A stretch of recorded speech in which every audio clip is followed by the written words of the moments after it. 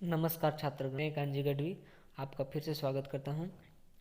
दोस्तों, आज इस वीडियो में हम बीए सेमेस्टर 3 हिंदी के कविता के सोपान पुस्तक के कवि केदारनाथ सिंह जी की कविता पानी में गिरे हुए लोग पठन करेंगे और उसका भावार्थ देखेंगे।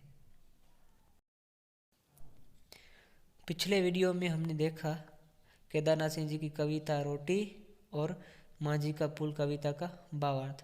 अगर आप लोगों ने वो दो वीडियो नहीं देखे तो पहले वो दो वीडियो देख लीजिए। प्रस्तुत कविता के शीर्षक पानी में गिरे हुए लोग। यह पढ़कर ही यह ज्ञात हो जाता है कि कवि ने प्रस्तुत कविता में ऐसे लोगों की बात की है जिन्होंने बाढ़ में अपना सब कुछ खो दिया है, यानी कि बाढ़ की चपेट में आकर जिनके घर बार बह गए हैं, ऐसे लोगों के जीवन का यहाँ पर कवि ने चित्रण किया है। यहाँ ऐसे लोगों की समस्याओं का कवि ने यहाँ चित्रण किया है। हम सब यह जानते हैं कि बाढ़ प्रचंड शक्तिशाली होती है, यानी कि बाढ़ के आगे किसी का बस नहीं चलता। बाढ़ अपने साथ विनाश लेकर आती है और तबाही छोड़ जाती है। यानी कि बाढ़ की चपेट में आकर जानवर ही नहीं, यानी कि केवल जानवर नहीं बहते, उनके साथ लोगों के पूजा पाठ की सामग्री भी बह जाती है और धन का भी नुकसान होता है। और बाढ़ का जल इतना शक्तिशाली होता है कि बड़ी बड़ी प्रतिमाएं उसमें बह जाती हैं। तो फिर ये गरीबों के छोटे छोटे घरों की क्या विसात होगी।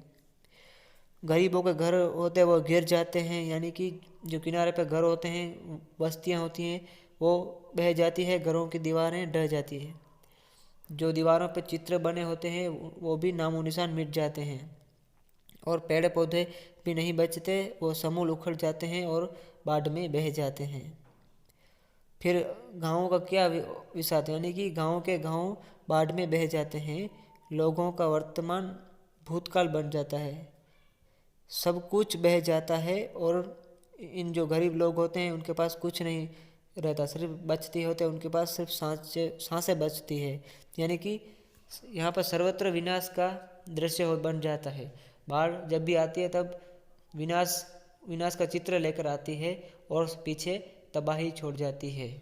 तो कवि ने प्रस्तुत कविता में ऐसे लोगों का चित्रण किया, यानी कि ऐसे लोगों की पीड़ा का चित्रण किया है जिनके घर या जिनके परिवार बाढ़ में बह चुके हैं। अब वो किस प्रकार जीने के लिए संघर्ष कर रहे हैं, इस बात का कवि ने यहाँ पर प्रस्तुतिकरण किया है। तो आइए कविता की पंक्तियाँ पढ़ते हैं और उसका भावार्थ देखते हैं। पानी में गिरे हुए लोग प्रार्थना नहीं करते, वे पूरे विश्वास से देखते हैं पानी को।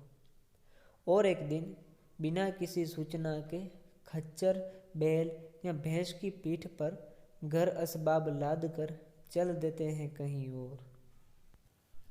प्रस्तुत पंक्तियों में कवि कहना चाहते हैं कि नदी की बाढ़ में फंसे हुए लोग बैठकर अकर्मण्य बनकर बाढ़ के पानी के उतरने की न तो प्रतीक्षा करते हैं, न पानी कम होने के लिए प्रभु से प्रार्थना करते हैं। वे जानते हैं कि प्रार्थना करने से बाढ़ का पानी कम नहीं होगा।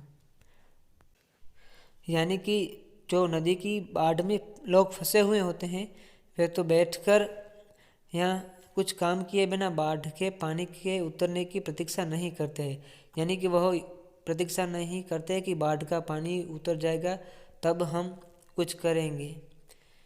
वो न तो प्रतीक्षा करते हैं और न प्रभु से प्रार्थना करते हैं, क्योंकि वह जानते हैं कि अगर प्रार्थना करेंगे तो भी बाढ़ का पानी है वो कम नहीं होगा। यानी कि वो सिर्फ बैठकर किनारे पर बैठकर या बाढ़ के पानी को देखकर प्रभु से प्रार्थना नहीं करते कि पानी कम उतर जाए या बाढ़ का पानी कम हो जाए। वह तो बाढ़ के उस भयावह दृश्य को, अपार जलराशि को देखते हैं, समझने का प्रयास करते हैं और एक दिन अपनी घर गृहस्थी की जरूरत की चीज़ों को खच्चर, बैल या भैंस की पीठ पर लादकर चल देते हैं किसी सुरक्षित स्थान की ओर। यानी कि जो ये लोग हैं वो बाढ़ के उस भयावह दृश्य को, बाढ़ के वो भयानक दृश्य को देखते हैं।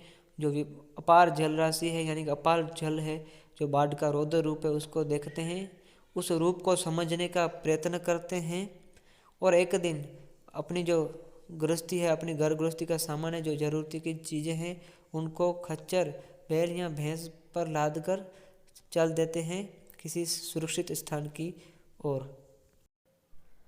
कवि ने यहाँ बाढ़ में फंसे हुए लोगों को कर्मठ बताया है, यानी कि वे लोग ना तो बाढ़ के पानी के उतरने की प्रतीक्षा करते हैं और ना ही ईश्वर से प्रार्थना करते हैं, क्योंकि वे जानते हैं कि बैठे रहने से कुछ नहीं होगा। यानी कि वो लोग किसी सुरक्षित स्थान को खोजते हैं और उस स्थान के लिए रवाना हो जाते हैं। अपने साथ अपने घर गृहस्थी की ज़रूरत की चीज़ें लेते हैं, उनको बैल, खच्चर या भैंस की पीठ पर लाद कर सुरक्षित स्थान पर प्रस्थान करते हैं। यानी कि बैठे नहीं रहते, अपने नसीब पर भरोसा नहीं करते हैं, बल्कि कर्म करते हैं। शायद तभी वे ऐसी भयानक परिस्थिति में भी जीवित रहते हैं, यानी कि ऐसी परिस्थिति में भी जीवन गुजार लेते हैं। आगे पंक्तियां हैं। यह कितना अद्भुत है कि बाढ़ चाहे जितनी भयानक हो, उन्हें पानी में थोड़ी सी जगह जरूर मिल जाती है, थोड़ी सी धूप, थोड़ा सा आसमान। कवि कहते हैं कि बाढ़ में गिरे हुए लोग जब अपने स्थान को छोड़कर आगे की ओर चल देते हैं, तब उन्हें कहीं न कहीं आसरा मिल ही जाता है, और बाढ़ में भी रास्ता या किनारा आखिर वे ढूंढ ही लेते हैं। थोड़ी सी जगह में उन्हें जिंदगी के दर्शन होते हैं। यानी कि जो बाढ़ में लोग फंसे हुए होते हैं, वो अपने स्थान को छोड़कर आगे की ओर जब चल देते हैं, तब उन्हें कहीं न कहीं आसरा मिल ही जाता है, यानी कि कहीं ना कहीं उनको सुरक्षित स्थान मिल ही जाता है। वो किनारे पे बैठे नहीं रहते हैं और सुरक्षित स्थान की खोज करते हैं। और आश्चर्य की बात यही है कि उनको कहीं ना कहीं आसरा मिल ही जाता है, यानी कि बाढ़ में भी उनको रास्ता या किनारा मिल ही जाता है। वह थोड़ी सी जगह में भी ज़िंदगी जी लेते हैं, यानी कि उनको रहने के लिए थोड़ी सी जगह अगर सुरक्षित मिल जाती है तो वो भी वहाँ पर वह जीवन गुजार सकते हैं, यानी कि अपना गुजारा कर सकते हैं। कवि कहते हैं कि धूप भी उन्हें मिल जाती है और सिर के ऊपर आकाश की छाया भी। यह कितनी विचित्र बात है, यानी कि उन लोगों को धूप भी मिल जाती है और सिर के ऊपर आकाश की छाया भी। यह कितनी विचित्र बात है। यानी कि जो बाढ़ में फंसे हुए लोग होते हैं, वो अपने स्थान को छोड़कर, यानी कि जो बाढ़ में उनका जो घर बार जो बह गया, उनको छोड़कर वो जब सुरक्षित स्थान की खोज में जाते हैं और उनको जो थोड़ी सी जगह मिल जाती है, वहाँ भी उन्हें धूप मिलती है और सिर पर आकाश भी मिलता है, यानी कि आकाश की छाया भी मिलती है। तो कवि कहते हैं कि यह कितनी विचित्र बात है।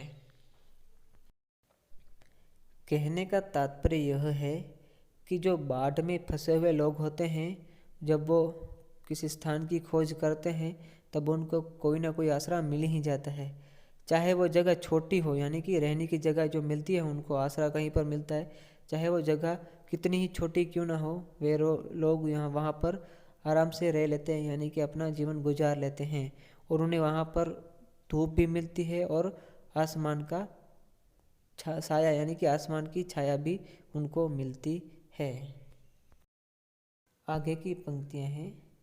फिर वे गाड़ देते हैं खंबे, तान देते हैं बोरे, उलझा देते हैं मुंज की रस्सियाँ और टाट।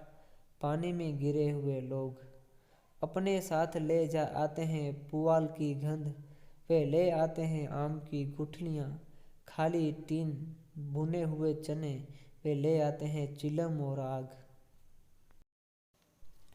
कवि कहते हैं कि पानी में गिरे हुए लोग जब बाढ़ग्रस्त स्थान को छोड़कर दूसरे स्थान पर पहुंचते हैं, तब वहां पहुंचकर बांस बल्लियों को गाड़कर खंभे का आकार दे देते हैं, जिनके ऊपर मूंज की बनी रस्सियों को बांधकर टाट और बोरे ऊपर से तान देते हैं। सिर ढकने योग्य जगह बना लेते हैं, फिर अपने साथ लाए धान के पुआल को बिछा देते हैं, जो भीगा होने से गंध की जगह दुर्गंध देता है। यानी कि कवि यहाँ पर कहना चाहते हैं कि जो बाढ़ग्रस्त लोग हैं, वो जो बाढ़ग्रस्त स्थान है, उस स्थान को छोड़कर जब दूसरे सुरक्षित स्थान पर पहुँचते हैं, तब वहाँ पहुँचकर सबसे पहले अपने रहने के लिए तंबू का घर बनाते हैं। वो बांस और उनकी बल्लियों को गाड़कर खंभे का आकार दे देते हैं और उसके ऊपर मूंज की बनी रस्सियों को बांधकर टाट और ऊपर से बोरा डालकर उसे तान देते हैं, जिससे उनके लिए सिर ढकने के लिए जगह बन जाती है। फिर अपने साथ जो उन्होंने धान का पुआल लाया है वो बिछा देते हैं। अब ये धान का पुआल भीगा होने से गंदगी जगह अधिक दुर्गंध देता है। कवि आगे कहते हैं कि फिर आम की सूखी गुठलियों को तोड़कर उसमें से निकालते हैं बीज और साथ में रहे बने हुए चने को जैसे चबाकर उदर की पूर्ति करते हैं। यानी कि अपने साथ जो आम की सूखी गुठलियाँ लाते हैं, यानी कि ये जो बाढ़ग्रस्त लोग हैं वो अपने साथ आम की सूखी गुठलियाँ लाते हैं और उससे बीज निकाल कर साथ में भुने हुए चने हैं उनको चबाकर अपनी भूख को शांत करते हैं, यानी कि अपना पेट भरते हैं। फिर जलाते हैं आग और चिलम भरकर पीते हैं।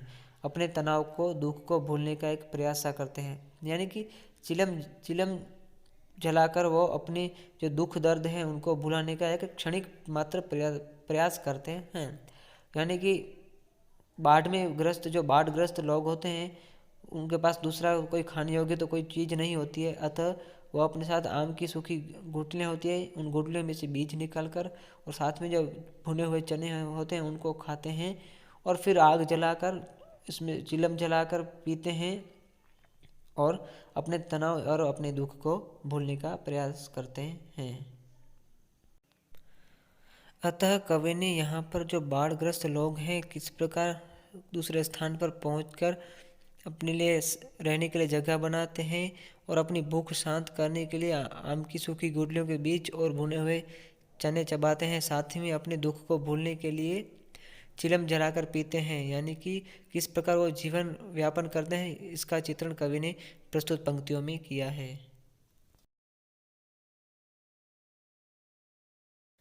आगे की पंक्तियां हैं। फिर बह जाते हैं उनके मवेशी, उनकी पूजा की घंटी बह जाती है। बह जाती है महावीर जी की आदम कद मूर्ति, घरों की कच्ची दीवारें, दीवारों पर बने हुए हाथी घोड़े, फूल पत्ते पाट पटोरे सब बह जाते हैं।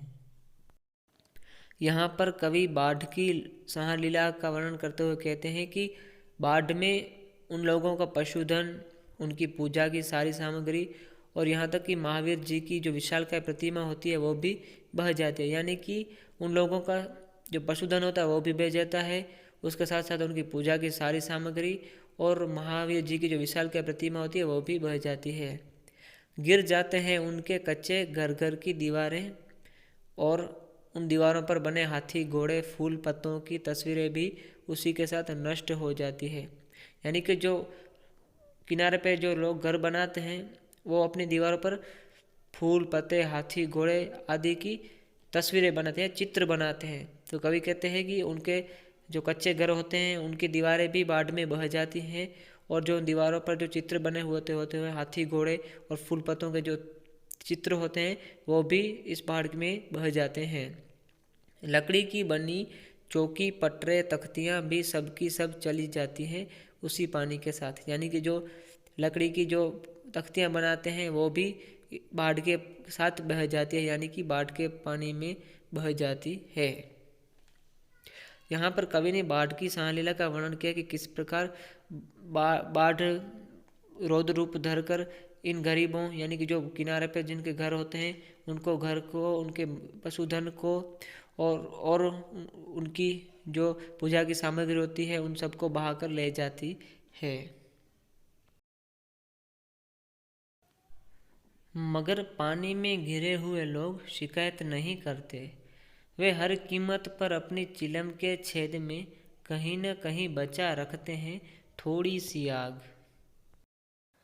यहाँ पर कवि कहते हैं कि उस बाढ़ में इन लोगों का सब कुछ नष्ट हो गया है, वो अनाथ हैं और असहाय हैं, लेकिन फिर भी ये लोग अपनी व्यथा है, अपने जो दुख दर्द हैं वो किसी को नहीं सुनाते हैं।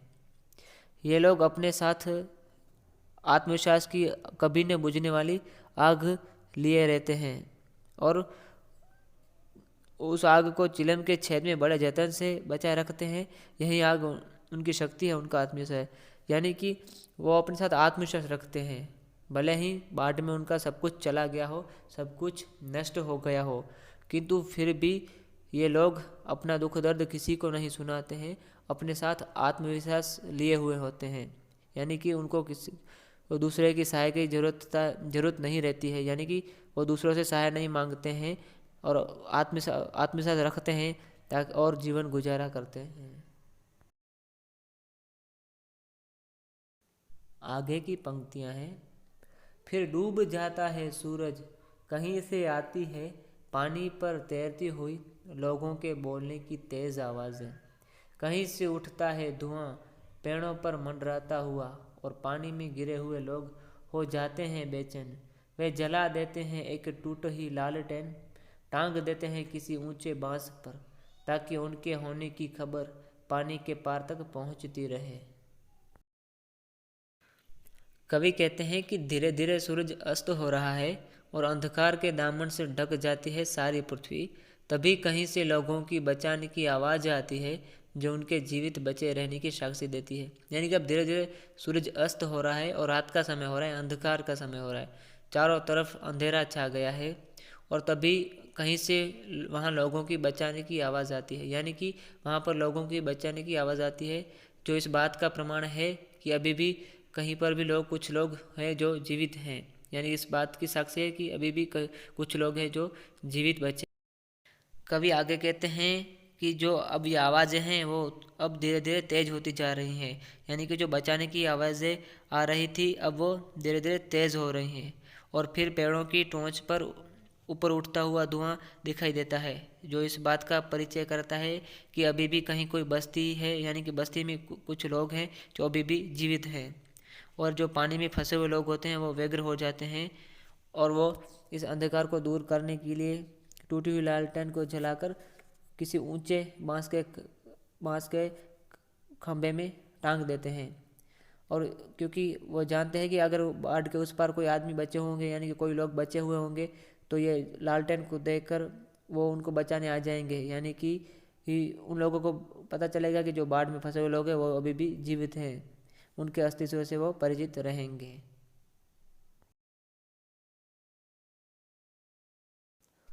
आगे की पंक्तियां हैं।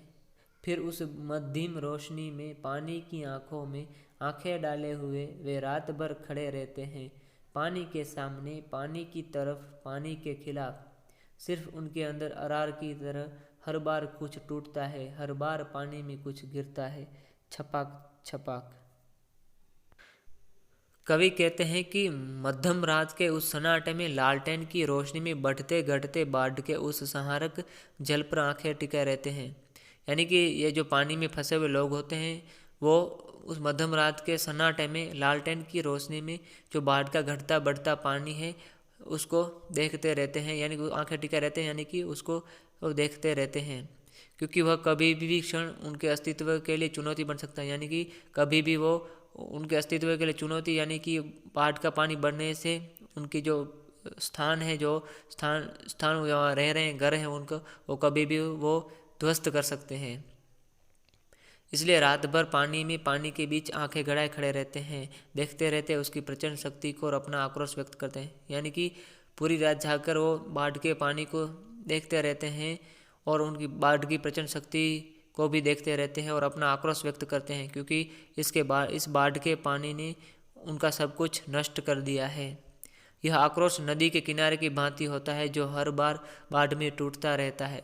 यानी कि जो नदी का किनारा होता है, जब भी नदी में कोई बाढ़ आती है तो किनारा हर बार टूट जाता है। तो ये लोग भी जब जब नदी में बाढ़ आती है तब वे लोग टूट जाते हैं। इसी तरह वे भी अपने आप में हर बार टूटते रहते हैं और किनारे के बार बार गिरने से छपाक छपाक सी आवाज़ आती है। इन पानी में गिरे लोगों की मनदशा भी किनारे की तरह ही होती है। यानी कि जब जब भी किनारा टूटता है तो छपाक छपाक की आवाज़ आती है।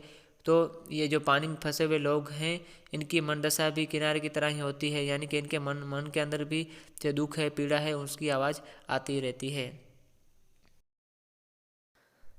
अतः कह सकते हैं कि प्रस्तुत कविता द्वारा कवि ने एक और बाढ़ के भयानक या रौद्र रूप का विवरण किया है। यानी कि बाढ़ किस तरह अपना भयानक रूप या रौद्र रूप में आकर और जो गांव वाले होते हैं, जो किनारे पे लोग रहते हैं, उनके घर बार को ध्वस्त कर देती है, उनके घर बार को नष्ट कर देती है, उनके पशुधन, उनकी पूजा की सामग्री और यहाँ तक कि महावीर की जो विशालकाय प्रतिमा होती है उसको भी बहा कर ले जाती है। और साथ ही इस बात का भी विवरण किया है कि बाढ़ के बाद जो बाढ़ में फंसे हुए लोग होते हैं वो किस प्रकार अपना जीवन व्यापन या अपना जीवन गुजारते हैं, वो किन किन परिस्थितियों या संघर्षों का सामना करते हैं और किस प्रकार वो ऐसी जो भयानक परिस्थिति है उसमें भी जीवित रहते हैं और संघर्ष करते रहते हैं। कवि कहते हैं कि जो पानी में फंसे हुए लोग होते हैं वो पूरी रात जागते हैं और जो बाढ़ का रौद्र रूप है उसको देखते रहते हैं, क्योंकि वे जानते हैं कि ये बाढ़ का जो रौद्र रूप है किसी भी वक्त उनको नष्ट कर सकता है, यानी कि उनको बहाकर ले जा सकता है। अतः वह पूरी रात जाकर बाढ़ के इस भयानक रूप को देखते रहते हैं, साथ ही अपना आक्रोश भी व्यक्त करते हैं, क्योंकि बाढ़ के पानी ने उनका सब कुछ नष्ट कर दिया है, उनको अनाथ बना दिया है, यानी कि उनको बेसहारा कर दिया है। जिस प्रकार किसी नदी का किनारा जब भी नदी में बाढ़ आती है तब टूटता है, उसी प्रकार जब भी नदी में बाढ़ आती है तब ये लोग भी टूटते रहते हैं। अतः इस कविता में कवि ने बाढ़ के भयानक रूप के साथ जो बाढ़ में फंसे हुए लोग हैं वो किस प्रकार संघर्ष करके अपना जीवन व्यतीत करते हैं इस बात का चित्रण किया है। मुझे आशा है कि आप लोगों को यह वीडियो अच्छा लगा होगा। धन्यवाद।